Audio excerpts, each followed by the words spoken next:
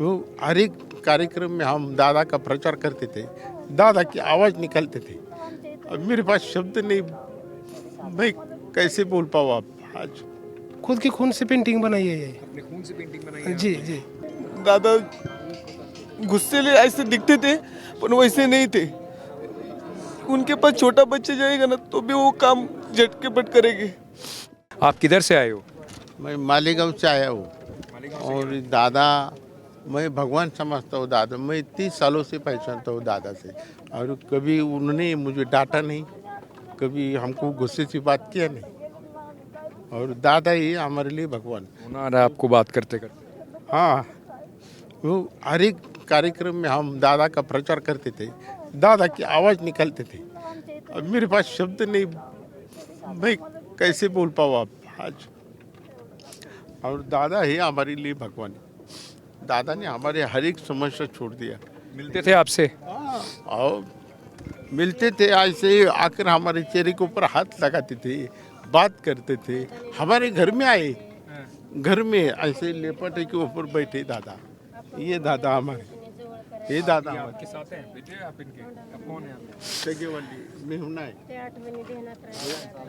Row रहे हो? मिले इनसे पहले कभी? बहुत बार दादा गुस्से ऐसे दिखते थे पर वैसे नहीं थे। उनके पास छोटा बच्चा जाएगा ना तो भी वो काम झटके पट करेंगे। अभी हमारा जो भगवान चला गया, हमारी व्यथा किसके पास मानने का ये समझ नहीं आ रहा है।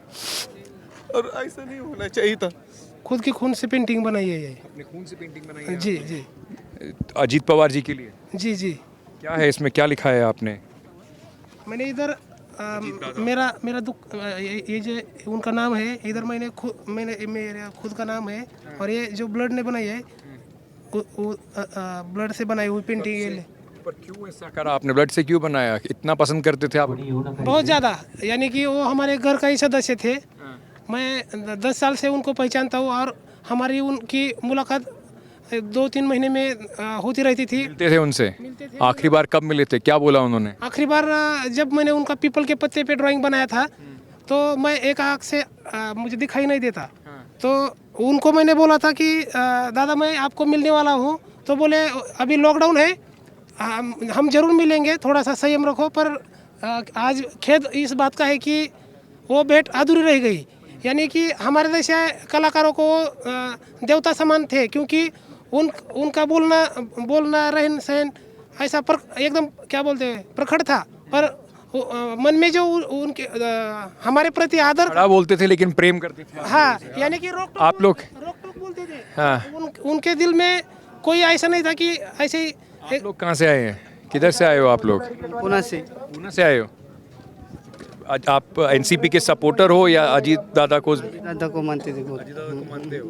बहुत ज़्यादा। कभी मिले उनसे? हाँ, 2-3 बार मिले। क्या बोल, कभी कैसे ऐसा तो नहीं मिले कि खाली ऐसा भेंट हो गए। देखा उनको? हाँ, पसंद थे? पसंद थे बहुत। पसंद थे तुमको? बहुत सारे नेता है हमारा। नहीं, नेता तो ऐसा नहीं ना, बहुत जबरदस्त था। नेता पावरफुल नेता और थे। बोलता है ये महाराष्ट्र की शान थी। महाराष्ट्र की बहुत अच्छे थे। यकीन हो रहा है आप लोगों को कि ये चले गए? नहीं ना, ऐसा हुआ ही नहीं। चेकिंग एक शॉकिंग है सबके लिए, धक्कादायक है। एक सच्चा और खरा नेता गया है हमारा।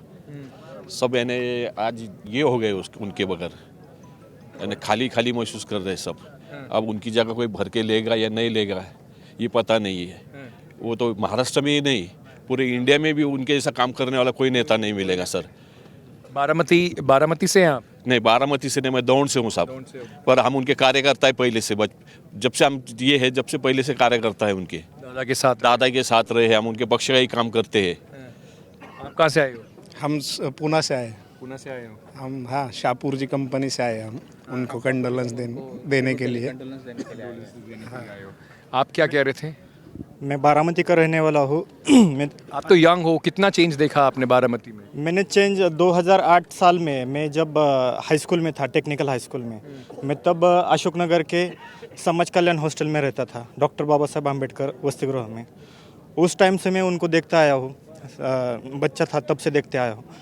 जब मैं हॉस्टल में था 9th में पढ़ रहा था, तब अजीत दादा ने 6 बजे हमारे हॉस्टल पे विजिट किया था।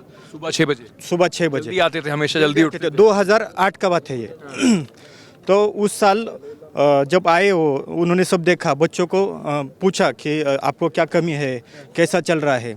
मतलब उनका एक काम करने का तरीका पहले से है, अभी नहीं है वो। बारामती का जो आप ये रोल मॉडल देख रहे हैं, जो सब डेवलपमेंट देख रहे हैं ना, वो जो विजन था दादा का, वो किसके पास नहीं है विजन। बड़े साहब ने सब चीज़ों को सेट करके दिया, उसके बाद जो आगे चला दिया वो सब दादा ने किया। हमारे दादा हमारे लिए फैमिली मेम्बर थे, दादा हमारे लिए सब कुछ थे, हमारे गॉड थे वो। अब दादा गए, ऐसा लग रहा है कि सब छीन लिया, भगवान ने हमारा सब छीन लिया है। इमोशनल हो रहे हो आप बात कर। यस, हमारा मार्केट, हमारे people, sorry can't describe in words. मैं दादा की पार्टी से कॉरपोरेटर भी हूँ। हम लोगों ने इस बार धुलिया से इलेक्शन लड़ा, दादा के नाम पर ही वोट मांगा।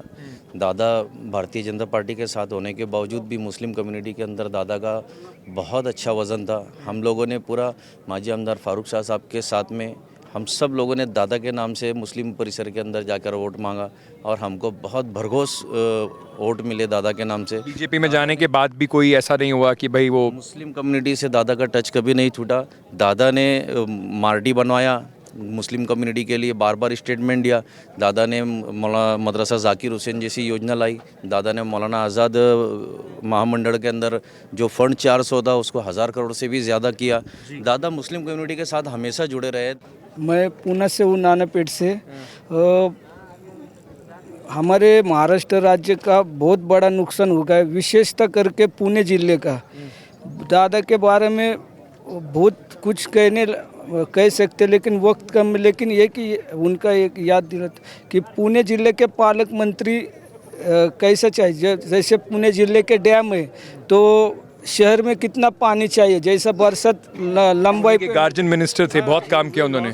Actually, we lost our God in Maharashtra. He is the God. Is handling very smartly and technically in all Maharashtra city. We accepted. We are dreaming for our future minister, prime minister is our dearest to Ajit Dada. But we don't know why this accident happened are here. So we lost our all in our heart and all thinkness. मैं देख रहा था आपको रोना आ रहा है, बात क्या सोच के, क्या दादा से जब मिले आखिरी क्या याद है आप? काही दादांच्या कुठं सभा बसली की त्यांची आठवण यायची आम्हाला. कधी दादा आम्हाला बोलले, ग्राहकांनी तेवढे फक्त बोलणार, पण प्रेम दादाचं आठवतं आम्हाला, याच्या पुढे काय आठवत